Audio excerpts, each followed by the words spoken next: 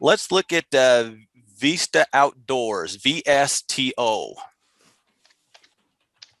Little pullback into the 9 EMA, very strong trend. Really cooking, right? Got a lot of momentum behind it. Obviously, these are not all-time highs for this company. That's going to put us to somewhere in the 53, 54 range, going back a few years back now. But not a lot of historical resistance ahead of us until that price point. Mark, could I sign you up off a little bounce off of the 9? I'm still mad that when it broke out, I sold a naked put and made like 40 bucks when I could have made like 900. So the gun space. I've played a lot of gun space in the last year. Smith and Wessons. Boy, I like it.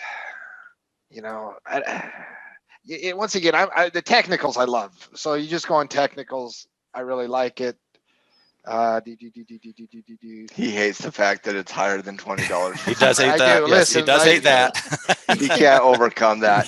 He can't overcome the fact that even this though is like when my AHT, the little penny stock I love right now, when it's at $21 and you're giving me a pullback, I'll just be like, all right, can I try to sell him? Can I try to sell him? Do it, let's try to sell him.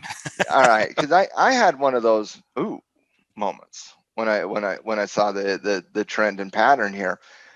Number one, and I'll just point by point this, Mark. Number one, you have increasing momentum in trend. You have an expansion of momentum here in the current trend, and that typically does shift the probability to another leg up, correct? Okay, maybe you don't see the same expansion of momentum, but the probability of another leg up is increased. Number two, I mean, you can't debate it. No, number two, you have your momentum trigger. So you have your momentum trend, you have your momentum pattern coming off the 9. Okay, that's number two. Number three, the trigger mechanism is very simple here. Very simple here. Drop this down into a 30-minute chart and you can see where 35 lines up right there. It also coordinates with about the high of today. So the trigger is above 35. The stop is underneath 30. Is underneath the low point at 33.70. Okay, so you're going to be taking somewhere around $1.50 risk is what you're going to be taking per share on the equity. Now coming back out to targets here. Okay, so we got trend, got pattern, got consistency in the application of the pattern with the bull flag based pattern, and you got a clean last 2 days on the intraday with bull stop loss underneath 33.70 with the trigger above 35. Now targets are really simple here. When you look at this from a flag based pattern, typically a conservative target would be back up into the peak here. We want to see that T1 right there on any flag. Unless you're triggering here, then you'll just say, let me wait for the breakout of 37. But you're always going to be targeting that first pivot point here. Now on T1, that isn't a target in the sense of, hey, let me aggressively lock in, the trade and let me take my profit. That T1 is a target of decision. You make a decision. You got a gain. You're well above break even.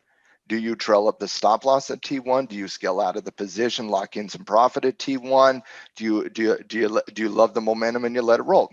T1 has a decision you have to make.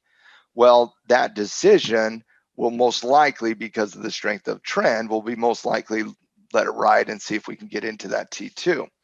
Well, where would T2 be here? Let's take it back down, and you got to go a little bit of history because Frank is 100% right. This isn't the first time it's been up into these areas. You got a lot of information. Look at this. You got that base at 37, which coordinates with that gap down. 37, which also coordinates with the high point of before the pivot. 37 is a rock solid T1.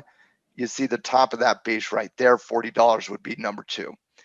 If you do achieve $40 though, and this is why I like the trade.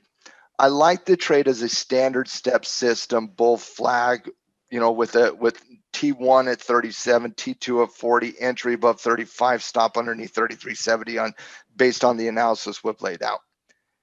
If the momentum of the trend continues though, If the recent momentum continues, and it does fight against, then let me come back over here.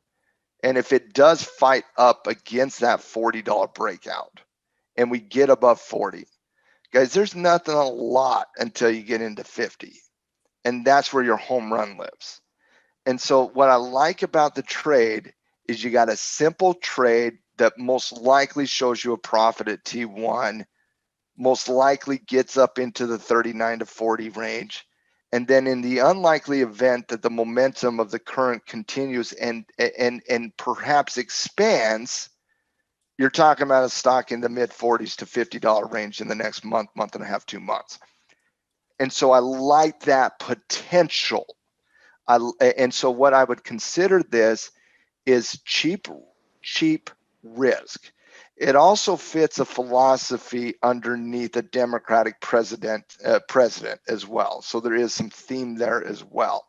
Did I get you sold on an equity play here? I like the T1 target a lot. The T1 target. I would not go more than T1. I'd take my profits at T1. Well, and again, I don't think you should ever say that, because I think you should read the momentum. T1 might get blown out of the water. Well, like if that happens, we just don't know, right? So yeah, T1, you got a 1-to-1 reward to risk ratio at T1. I like the price movement there. I think you got a probable edge there. I even believe you got a probable edge to 39.40. But again, I don't think it's likely to get above 40 in this short term. I think the momentum contracts.